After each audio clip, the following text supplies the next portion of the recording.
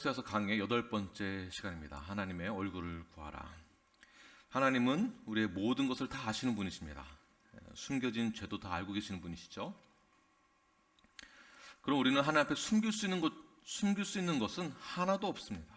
결국 우리에게 죄가 있다고 한다면 그 죄에 대해서 하나님께서는 심판하실 것이며 그 죄에서부터 돌이켜 회개하고 돌아오는 것을 하나님은 원하시는 분이십니다.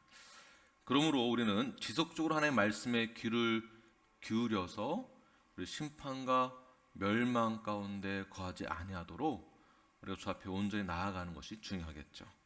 그렇다면 어떻게 하는 것이 좋을까요? 우리 1절 말씀을 함께 읽겠습니다. 시작.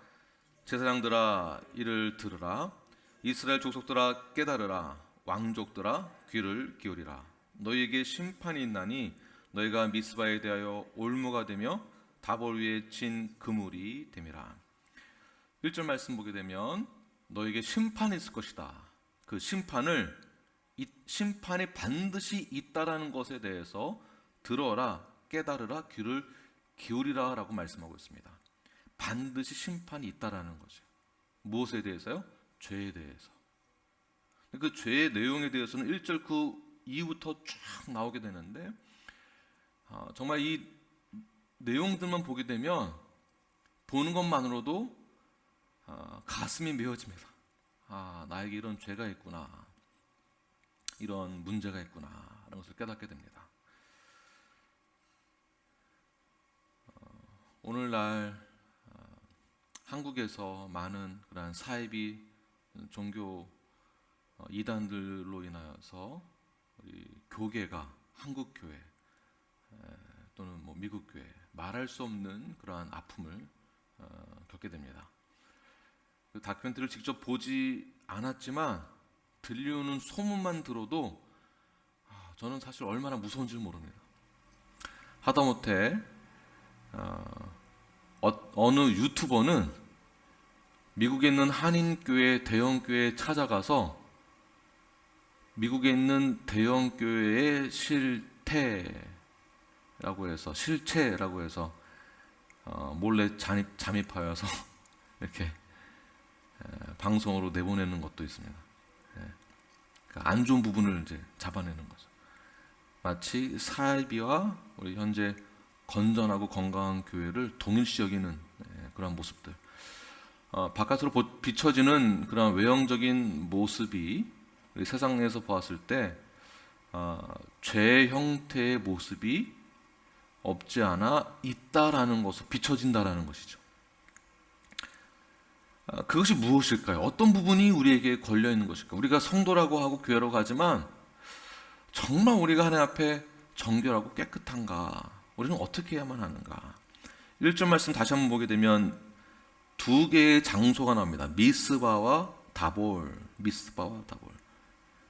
미스바는 하나님이 이스라엘 백성들에게 전쟁 가운데서 승리를 주신 장소예요. 이스라엘 백성들과 사무엘이 뜨겁게 회개하면서 기도했던 장소이기도 합니다. 영적 대각성 운동이 일어났던 장소이고 주님을 만났던 장소이고 뜨겁게 기도하던 장소이고 주 앞에 나가서 울부짖으며 우리의 갈 길을 비추소서, 나의 마음을 밝게 비추소서 간절히 기도하던 장소, 하나님을 만났던 장소, 하나님을 뜨겁게 경험했던 장소, 그곳에서 하나님이 역사하셨고 그곳에서 하나님 우리를 만나주셨고 그곳에서 하나님 우리를 이끄셨고 그곳에서 블레셋과의 전쟁에서 승리하게 하셨습니다. 승리, 바로 미스바라는 곳이에요. 다볼이 등장하는데요, 다볼은 사사기에 등장하는 장소입니다. 하나님이 드보라의 기도를 들으시고 그곳에서 승리를 약속하셨던 장소입니다. 하나님이 함께 하셨고 하나님이 역사하셨던 장소, 하나님을 경험했던 장소이고 뜨거운 하나님의 그 사랑을 경험했던 그곳, 하나님을 만났던 장소. 그런데 미스바와 다볼이 이제는 우상을 숭배하는 장소로 바뀌었다라는 것입니다. 그래서 심판이 있을 것이다. 들어라, 깨달으라. 우리도 역시 하나님을 만났던 장소가 있습니다. 하나님을 만났던 곳이 있었습니다. 하나님을 기억했던 곳, 하나님이 역사하시고 하나님의 사랑을 뜨겁게 경험했던 곳, 과거에 그랬었던 곳. 그러니까 현재 우리는 어느 위치에 있는가?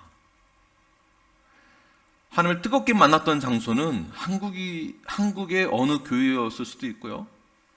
어느 분들은 미국에 와서 어느 교회거나 어느 장소에서 하나님을 만났던 마치 미스바와 같은 것, 그곳에서 하나님을 만났을 때의 뜨거움을 경험하였고 하나님의 사랑을 경험하였고 내가 변할 수 있고 결단을 내렸던 아주 거룩한 그 시간,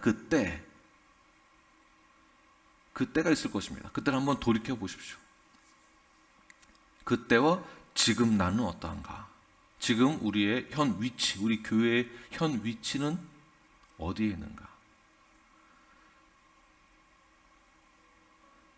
더욱더 중요한 것은 우리가 만났던 하나님과의 그 거룩한 장소와 때가 우리 기억 속에 있지만 더 나아가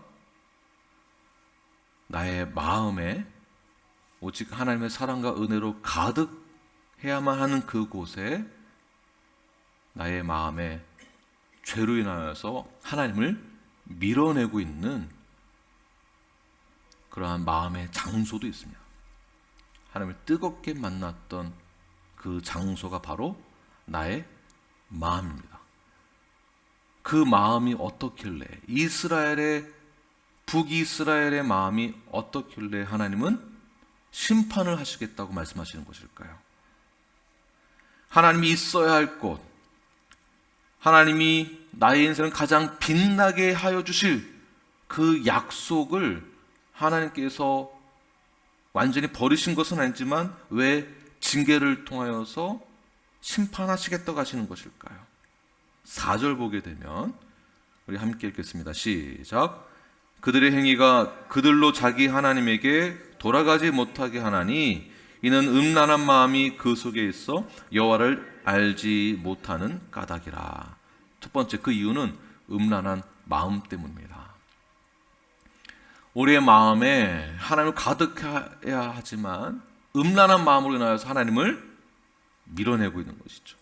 자, 음란한 마음은 우리의 죄의 본성입니다. 죄의 본성. 우리가 이웃을 사랑한다라는 것, 이웃을 사랑하고 실천하는 것, 이게 왜 이렇게 어려울까요? 하는 말씀으로 우리에게 보여주시고 계시고 우리 양심에 의해서도 이웃을 사랑하고 용서하고 실천하는 것이 정확하게 명시되어 있음에도 불구하고 이 실천이 안 돼요. 그러나 남을 미워하는 것은요, 시키지 않아도 우리는 너무 잘하게 됩니다. 시키지 않아도. 그 미워하는 마음은요, 한번 미워하기 시작하면 싹이 터서 이게 얼마나 커지는지 몰라요. 누가 시키지 않아도, 강조하지 않아도 자발적으로 우리는 너무나 잘하는 것이 바로 이웃을 미워하는 마음입니다.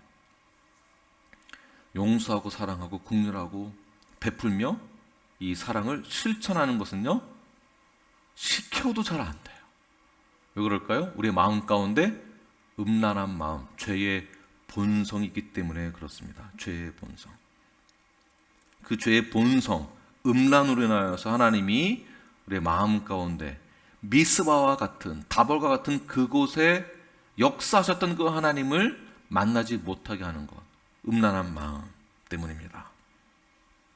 이 음란한 마음은 우리 삶에 어두워져만 가는 우리의 마음 가운데 세상으로 가득 차여 있는 다른 어떠함으로 인하여서 하나님을 기억하지 못하게 하며 하나님에 대해서 더욱더 알지 못하게 합니다. 알지 못하게.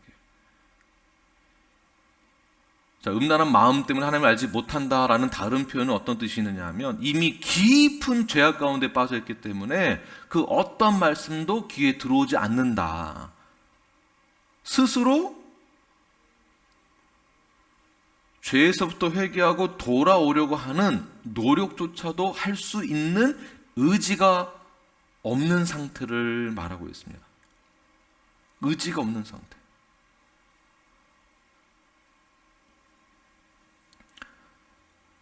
누군가는 세상의 마음을 뺏겨서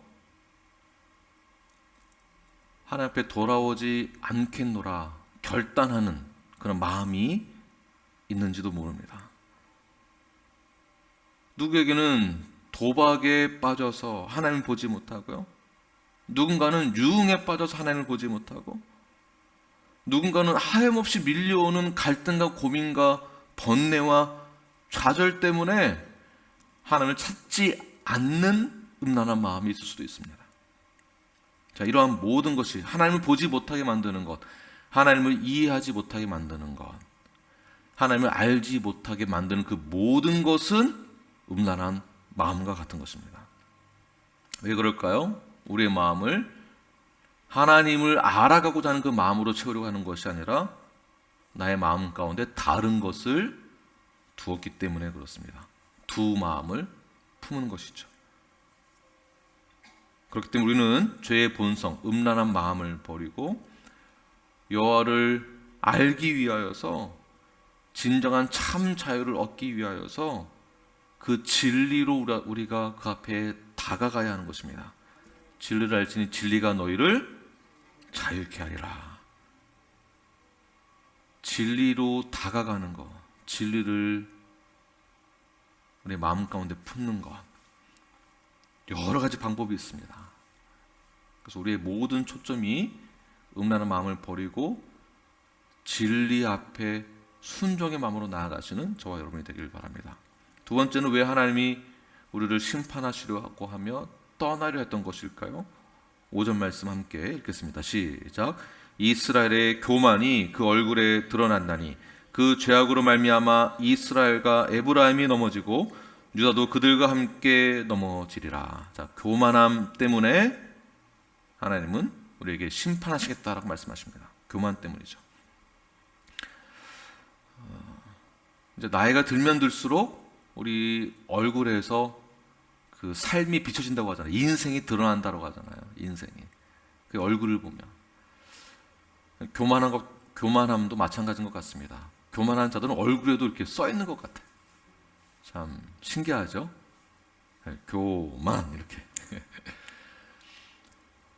지금 이렇게 우리가 웃을 수 있지만 사실 이 교만이 별것 아닌 것 같다라고 생각할 수도 있겠지만 사실은 이 교만은 엄청난 죄 중에 한 가지이기도 합니다. 죄 중에 하나예요. 교만함은 나만 교만하게 만드는 것이 아니라 나의 이웃까지도 교만하게 만듭니다. 교만이 전도되어지는 것이에요. 그래서 이 북이스라엘의 교만함으로 인한 죄의 본성으로 인하여서 남유다에도 영향이 끼쳐지게 되죠. 그래서 하나님은 남유다에게도 경고하십니다. 그 교만함 때문에. 교만 써있는 얼굴을 가진 자들의 모습을 보게 되면 어떤 교만함이 있는가? 자신의 고집만을 내세우는 교만함이 있습니다. 내 말만 다 맞은 거죠. 내 말이 다 맞고 내 생각이 다 옳고 스스로 의롭다라고만 생각하는 교만함, 스스로를 높이고 자랑하기 위한 교만함. 이러한 교만함은 하나님을 알지 못하게 만드는 것뿐만이 아니라 자신의 죄에 대해서 절대 인정하지 않습니다. 교만함 때문에 계속 합리화시키게 되죠. 그 죄에 대해서 자기 논리에 빠지게 되고요, 자기 생각이 옳다라고 하고 자기 주장이 굉장히 강하죠. 교만함은 회개와 반대말입니다. 교만한 자는 자신의 죄를 인정하지 않습니다. 그러므로 그 교만은 결국 하나님을 알려고 하는 것이 아니라 그 교만함 때문에 하나님의 섭리를 이해조차 하지 않습니다. 알고는 있지만 인정하지 않으려고 합니다. 왜냐하면 내가 더 드러나야 하기 때문에, 내 말이 더 옳아야 하기 때문에. 하나님의 주권과 섭리를 이해하려고 하는 마음조차 갖지 않는 자가 교만한 자입니다. 이런 교만한 자들은 하나님의 능력을 보고도, 하나님의 역사하심을 경험하고도 하나님을 거부하게 되는 것이죠. 나 자신을 높이는 교만함이 있기 때문에 그렇습니다. 이러한 교만함들을 이스라엘 백성들이 출애굽하면서 광야에서 다 정리시키려고 하시는 거잖아요, 하나님께서. 이 부분이 훈련되어지는 것. 자녀들은 완전히 부모 밑에서 순종함으로 부모로부터 교만하지 아니하고 가정교육과 신앙교육을 통하여서 아이들이 가정에서 사랑과 관심과 지지를 받음으로 잘 자라나게 되는 것이죠. 완전히 리더십 안에 들어갔을 때, 가정의 질서 안에 들어갔을 때, 하나님이 세워놓으신 질서 안에 들어갔을 때에만 이 훈련이 통과가 되는 것입니다. 우리가 말씀과 교회 안에서의 모든 질서와 성경 중심으로 우리가 들어가 있을 때, 하나님의 성경적 질서와 리더십 안에 완전히 순종하고 들어갔을 때에 이 훈련을 받는 것이지, 그냥 출석만 하는 것으로는 훈련이 되지 않습니다. 자신이 교만한지도 모르죠. 주석에서는 이런 교만한 자를 뭐라고 표현하고 있는가? 하나님의 뜻을 배역하는 자라고 말하고 있습니다. 하나님의 뜻을 배역하는 자. 하나님께서 모든 것을 보여주시고 나타내시고 경험하게 하시고 기적과 이적을 보게 하시고 모든 필요를 다 채워주시고 하나님이 인도하심을 경험했음에도 불구하고 하나님을 보지 못하게 만드는 것, 거역하게 하는 것이 교만이다. 그러므로 교만함을 너무 가볍게 여겨서는 안 됩니다. 나 스스로를 높이고자 하는 교만함, 나의 생각만이 옳다라고 믿는 교만함. 이런 교만함은요, 하다못해 자신의 외모에도 도취되어져서 하나님을 보지 못합니다. 이 교만이 무서운 것입니다. 교만은 자신의 부귀와 권세와 그 명예에 도취되게 만듭니다. 내가 이 정도다라는 것이죠. 내가 이만큼 소유했다라는 것입니다. 그 교만이 싹이 터서 결국에는 하나님을 보지 못하게 만듭니다. 호세아서가 기록되어진 그 시대, 여로보암 2세 때에는 북이스라엘이 경제적인 큰 성공을 이룬 부흥하는 시대였습니다. 가장 경제적으로 안전하고 부흥했던 시기. 그 당시에 막강한 군사력을 가지고 있었습니다. 가장 뛰어났던 그 시대에 그들은 겸손한 것이 아니라 교만했습니다. 우리 인생의 그래프를 그릴 때에 정점을 찍을 때가 있잖아요. 정점을 찍을 때. 정점을 딱 찍고 나서 그 다음 하행하게 되죠. 이 요인이 무엇인가라고 봤을 때 여러 가지 중에 하나가 바로 교만이 포함되어 있습니다. 정점을 찍었을 때, 그때 우리가 하는 말, 난 누구도 부럽지가 않아. 난 누구도 부럽지가 않아. 교만함의 극치를 달리게 됩니다. 나의 학력을 자랑하게 되고, 나의 실력을 자랑하고, 나의 경험을 자랑하고, 나의 지식을 자랑하는 것 넘어 나 자신에게 도취되어 있는 것. 제가 이것을 조금 강하게 표현했지만 우리 모두에게 이러한 교만함이 다 있습니다. 내가 외모를 자랑하지 않는다라고 하지만 내가 내 나이를 자랑할 때가 있고요. 나의 경험을 자랑할 때가 있고요. 이것을 우선순위로 여길 때가 있습니다. 그 누구보다도 내가 더 많은 경험을 가지고 있다라고 말할 수 있습니다. 자신에게 도취되어 있는 거죠. 특히 이민 사회에서는요, 그런 것 같아요. 오신 지 몇 년 되셨어요? 한 20년 됐습니다. 아이고, 아직 한참 멀었네. 뭘 모르겠네. 나 한 40년 됐어요. 이러면 아무 말 못하는 거예요. 감히 내 앞에서 이민 그 얘기하지 말라 이거죠. 인생을 논하지 말라 이런 얘기입니다. 신앙생활 몇 년 하셨어요? 이런 말도 똑같아요. 지금 나는 어느 위치에 있는가? 내가 교만하진 않는가? 나에게 도취되어져서 그 교만함 때문에 하나님을 밀어내는 일들은 없어야 합니다. 잠언 16장 18절 말씀을 함께 읽겠습니다. 시작. 교만은 패망의 선봉이요 거만한 마음은 넘어짐의 앞잡이니라. 우리 너무나 잘 아는 말씀이죠. 결국 작은 교만이 하나님의 뜻을 배역하게 함으로 그 교만 때문에 남유다도 문제가 생기는 거예요. 이 말씀은 오늘날 우리에게 그대로 적용할 수 있습니다. 우리들 역시 정점을 찍을 수 있는 날개를 달고 성공하고자 달려가는 아주 중요한 그 시점에서 우리는 왜 하락을 할 수밖에 없는가? 교만함 때문입니다. 우리 뉴라이프가 교만하지 않고 우리 모든 성도가 교만하지 않고 오직 겸손함으로 하나님 앞에 순종하는 그 마음으로 나아가시는 여러분이 되기를 바랍니다. 6절 이후부터 쭉 보게 되면 그러한 교만함으로 인한 그 죄가 죄 때문에 6절에서는 그들이 양떼와 소떼를 끌고 여호와를 찾으러 갈지라도 만나지 못할 것은 무엇입니까? 이미 여호와 하나님께서 그들을 떠났기 때문이다라고 말씀하고 있어요. 그 죄 때문에, 음란한 마음과 교만함 때문에. 7절에서는 그러한 이유 때문에 정조를 지키지 않고 사생활을 낳았다. 10절에서는 그 하나님의 진노가 그래서 임하게 된 것이다. 11절에서는 학대받고 재판에 압제를 받는다. 다시 말해서 하나님의 심판이 이미 임했다라는 뜻입니다. 심판이 이미 임했다. 무시무시한 말씀이죠.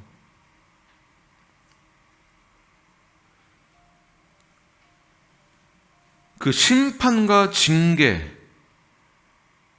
말씀을 들어라, 깨달아라. 우리에게 명령하십니다. 그 죄에 대해서는 그 죄값을 반드시 치르게 될 것이다.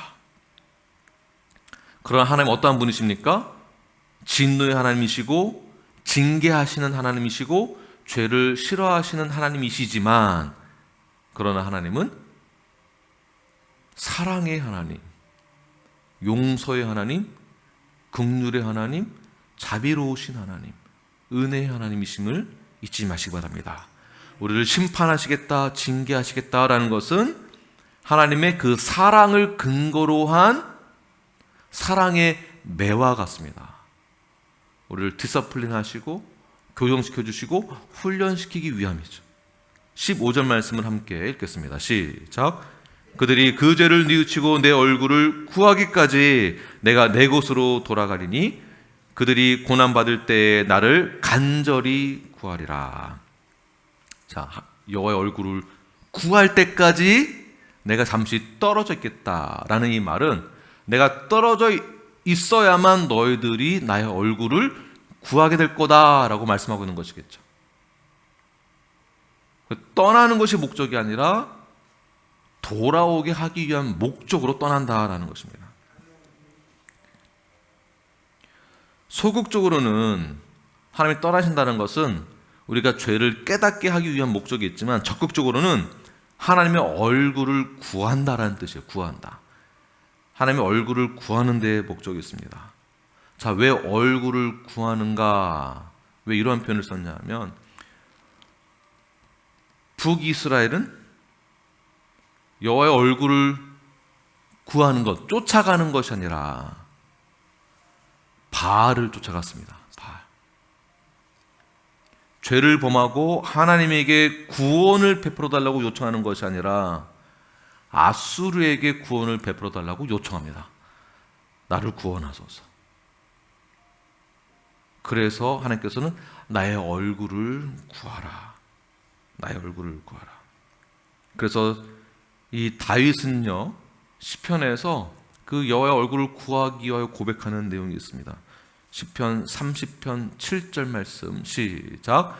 여호와께서 주의 은혜로 내 산을 굳게 세우셨더니 주의 얼굴을 가리우심에 내가 근심하였나이다.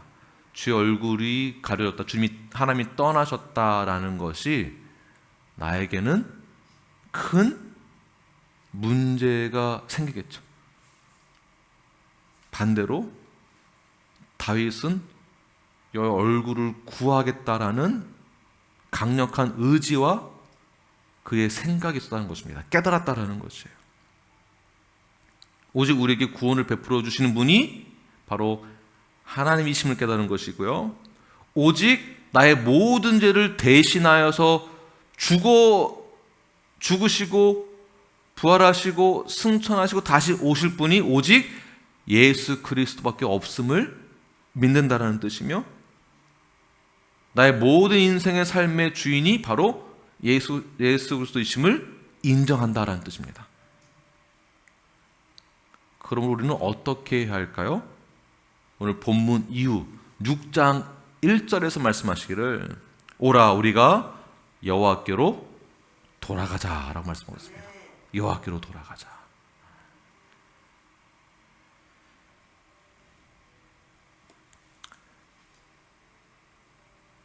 우리에게 많은 징계를 통한 환난과 어려움이 있을 수 있습니다.